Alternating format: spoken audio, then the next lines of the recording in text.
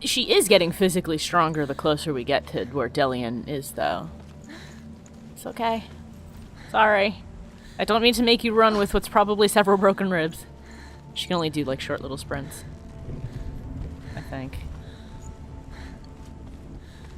Oh. This is so cool.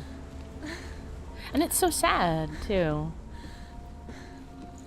It's so heartbreaking.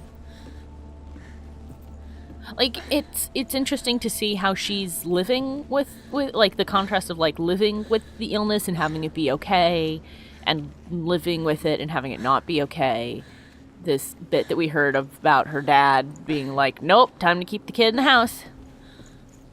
Oh, he's all the way over there. There he was. The lone figure of a boy. All the way over there. Under the shade of a tree. Jesus. She remembers the first time she saw him. To her young eyes, he moved as if dancing. And the world danced with him. The glue lifted. Go down. For the first time in years. Senua, please. Thank you. A ray of hope.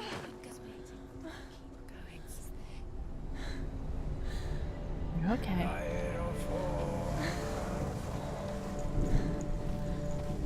God, whatever the hell happened over here, this place got fucked. Oh. We have to solve a puzzle. We cannot get to the tray. We have to go around.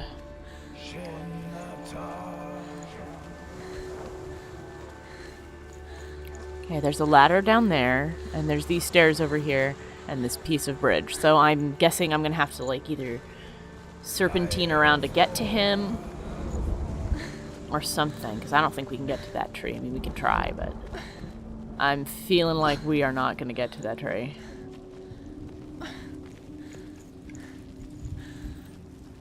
Okay. Interesting. Let me see if we can get to the tree before I try for the door. Oh! Story time! Tell me the tale of your thing. The Northmen tell of a great hero. His name is Sigmund. His father's hall was built around a great tree, and one day, Odin comes and thrusts a sword into the tree, a gift to whomever can release it. Many try, but the sword only comes out at Sigmund's touch. His brother-in-law, King Siggeir, wants it, but Sigmund refuses him, so King Siggeir plots revenge. He invites Sigmund and his brothers to a feast, but when they arrive, they are met with an army, not a warm welcome. King Siggeir captures Sigmund and his brothers, steals his coveted sword, and readies them for execution.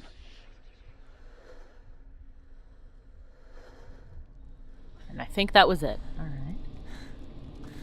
But yeah, like, this contrast, these little bits I'm getting... Oh, my leg fell asleep. Of, Yeah, I know, Senua, it's okay. Of, like, how she's lived her whole life trying to deal with it, and how... Like, and how environment can make things so much worse if you've got any kind of even just, like, state of mind of somebody who doesn't have a mental illness. If you keep people, you know, sheltered and trapped in terrible places, or you look at them every day and tell them they're gross, it hurts. Really wears them down. And so when somebody has an illness where their brain already is not operating the way it is supposed to, it's really like, it's kind of like if somebody has a physical injury, like if somebody has a broken leg, and every day you walk by them and you kick their broken leg and you go, how come you're not up yet? It's like, wow, way to be an ass. Ooh, a balancing beam, I see. We're gonna have to do that while injured, probably. I need to get to the tree and see my special boy. My sweet special boyfriend. I probably should have gone to look at the door. Should I go to the door and just get the puzzle? I probably should. I think I need to go to the door and get the puzzle before I wander too far away. I'm sorry for backtracking. I didn't realize that the tree was 100,000 miles away. I'm going to get the door puzzle. And then we can, what is that? Is that a door? Oh, it's a pipe. Is this a thing? Can I go in here? No, it's full of dirt. There's the ladder. I'll go up there and I'll look at the door. I'll shove my face in the door and get the door puzzle, and then we'll go find our boyfriend. I'm not going to go through that door. I know I need to go find Dillion, though. But I think that the puzzle solution's going to be over there. But yeah. It's just... What was I talking about? Instead of babbling aimlessly. Now that the voices are actually quiet for a little while, I can, like, talk. But, it's like... We have this stigma about mental illness. Like, if you've got it, you're either some kind of... Like, you're so over the edge that you're, like, a danger to yourself and others, which is bullshit. Or, actually, most people with mental illnesses, believe it or not, are not a danger to other people. They're a danger primarily to themselves. Which is why it's, like, not cool every time you're playing a game where they're like, and now we're in an asylum, and look, everybody's been broken out of their cells. Aren't you spooked? The solution is the tree. Put my face on this. Touching to do. Okay. Just making sure I didn't need to pick anything up. I guess that was it. I guess I was dumb. Can I get down from here? Or is this just a bad idea? This is just a bad idea. Turn around. I'm sorry, Senua. I'm leading you all over the place, and I backtracked even though I didn't fucking have to. I'm so sorry. I'm sorry to everybody at home. I've wasted all of our time. But, we have such this stigma about it now, and I think that's because it's, like, it's not a thing you can see. Like, you can see its effects, but you can't see it. You can't see, like, when someone has the chicken pox and they've got spots on them, or you can't see, like, when someone has the flu because they're, you know, coughing all the time and their fever's really high. And people don't understand when you're like, I just can't do it today. Or they're like, have you tried just being happy? No. It doesn't work that way, because the reason that I am not well is because my brain is not making the chemicals it is supposed to be making. Well, you're just being lazy. Okay, fine. Like, depression, anxiety nowadays are the most common ones. And some of that is due to, you know, being born with chemical imbalance. And some of it is environmental, because you can get anxiety and depression from your environment.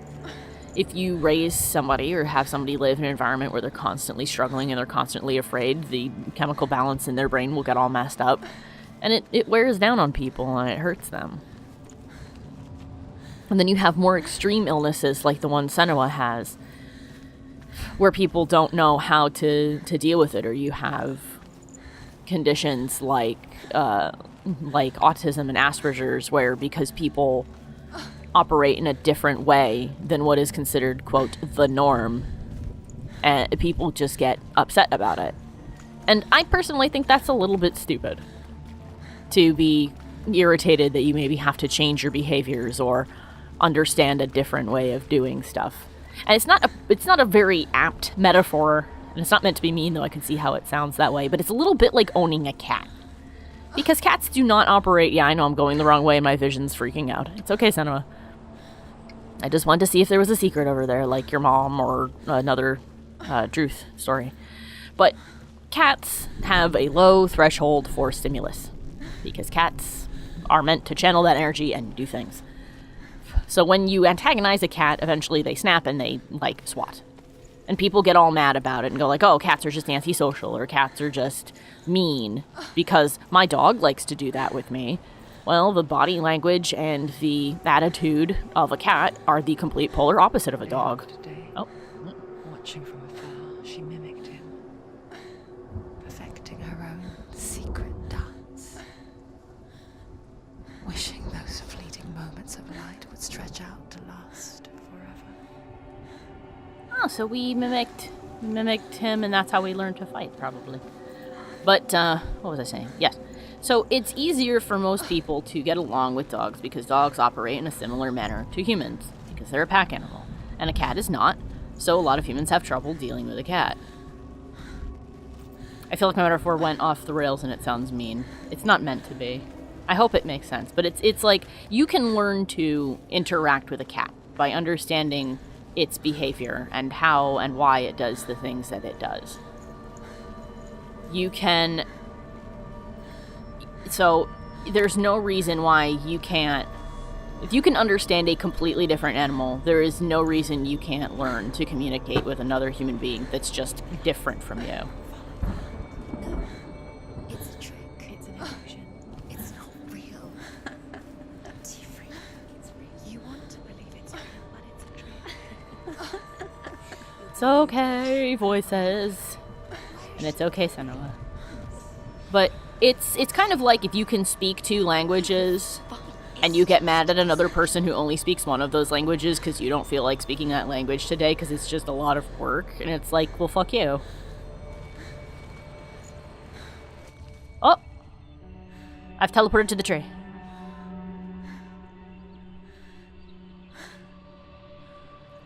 Hooray! Things are less awful How does now. he so effortlessly caught the world in bliss? If only she could do the same. Oh, our music got uplifting See and the pretty. world through eyes anew, and dance with it, just like he does.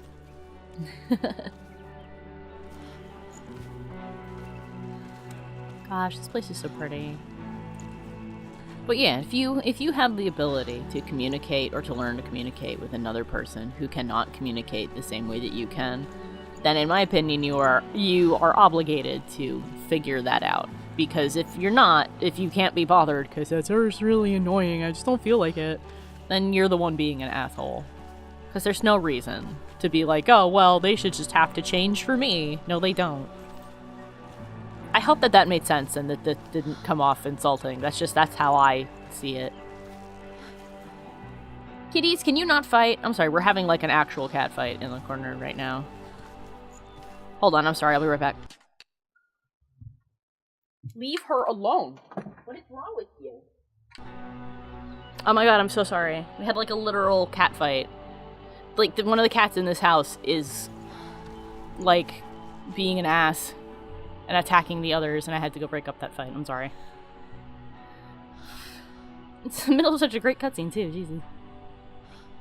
Do we get to see him? Lord, her eyes are so big. What's your name? Oh. Senua. I haven't seen you before. I don't leave home much. Oh, Zeno's daughter. I have to go. Wait. Who taught you to fight like that? No one. No one. Well, I watched you, and You learnt all of that from watching me? You should become a warrior, you know. me?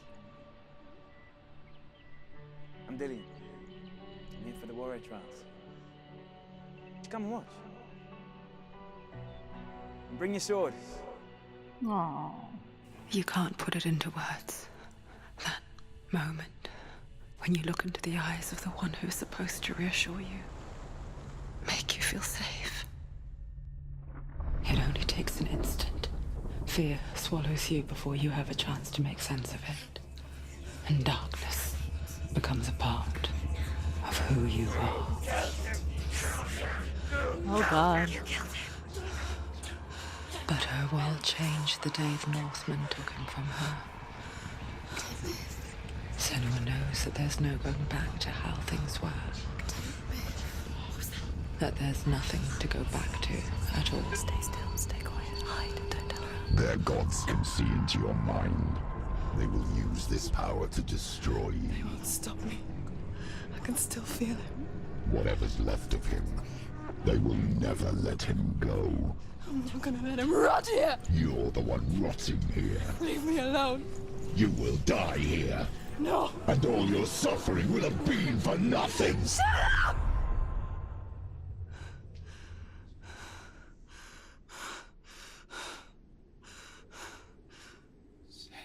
Dillion? Is that you?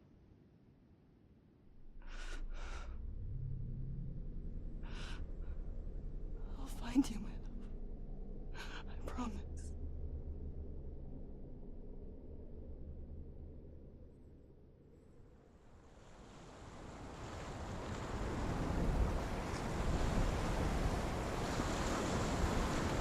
Jesus. God, this acting, like, oh my god, her acting fucking breaks my heart. You want to believe it because it's not real. Is it there? You're alone in these mountains. Is that Dillion? Nothing lives here. Except this really stubborn fucking tree. We met him by the tree. She met him by the tree. Maybe it's a sign, the tree. What's he trying to tell you? I guess I can't go up that For way. you by the tree. Gotta go this way. God, her voice acting work and her physical acting, because they mocapped her too. The actress whose name escapes me for the moment, because I'm bad with names, who played Senua, is just like fucking phenomenal. And you want to know what's amazing? Because I watched the video game awards, and this game won, I believe it won like acting. Something fucking astonishing is she's not an actor. That was the first time she had ever done acting ever. Is this the thing that's important? Because it looks like it is. It's not. That was the first time she had ever done acting. She actually was the studio's video editor. Isn't that like fucking insane? She had a bunch of talent she didn't even know about. And she got an award too. That's so great. Like, I felt so happy for her when they were like, she actually, I think she went up on stage in her mocap suit. And she's getting her award. She was like half, I think she was like starting to cry. And she was telling a story about like, oh, I'm actually the video editor. I've never done acting before. And I'm like, holy shit. I'm like, holy shit. I haven't even finished the game. And in every scene where she's screaming and crying, it always makes me like, I don't know if you guys like notice it in my voice, but it always makes me start to tear up because that's just how good it is. It like snaps my heart into little pieces every time she starts screaming and crying, and I'm like, oh my god, I want to help her. Let me help this poor woman who's having such a shitty day. Just added on top of all the other shitty days. Oh my lord. With her giant anime eyes.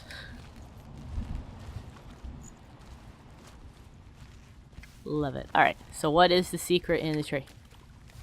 It's a blinky secret. Oh, I seem to be fine. Zoop. Oh, there's a sword inside the tree. Maybe. Hello? Can I interact with you? Okay, there we go. Take it. A sword. A sword. Take it. Take it. Ooh.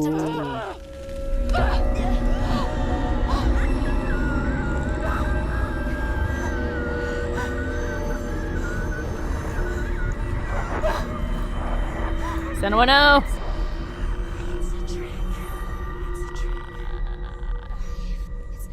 It's coming from there and there. What are they? Ah, those were important things. Started something. What's happening? Senua, imagine a sword that can slay gods. Oh, it's the sword from the thing we learned about. Its name is Gramr. It was forged by the god of all Northmen, Odin, and gifted to Sigmund, that's a the great tree. warrior. I need this sword. It's important. Can you help me? The sword appears whole, but it is an illusion. It shattered into shards long ago. Like our sword. It is said a great warrior can reforge Gramr by answering the trials of Odin, one for each shard. The roots of the Tree of Death will take you to new lands where you will face the trials. Go to the shard. Go to the shard. What's the shard? Find it. Holy shit, like really? I got a hub world now, it's this tree. The metal. The runes. Can I go this way or no? Go to the shard. I cannot go that way. Shards. Can maybe go through here? No. Okay, so I have to loop around and we'll go to each of the shards. I'm concerned that I have not seen the game save in a while. I am spooked by that. I need it to like save soon. Find it. There it is. Focus. Focus. Alright. I'm going to use my eyes. My special eyes. What can you see? Go to it. Give me your trial. Don't go near it. Move closer. A king in the north forced the dwarves to make a sword that would never fail and never rust, and that would slice through iron and stone and bring victory to its bearer. But the angry dwarves cursed it. It would be the death of a man every time it was drawn, and it would be the death of the king. So if we use it, we will die, basically. Let me tell you about the sword Tyrving. Oh no, this is a different sword. I don't recognize this place. Where are we? Where is she? It feels wrong. Where are we now? Ooh. Burial mound. So strange that we go to such lengths to bury death. Something so very ordinary, inevitable. It's as if we conspire to hide death, because we have no answer for it. But when it comes and forces itself onto our friends or loved ones, then comes the reckoning. Jesus Christ.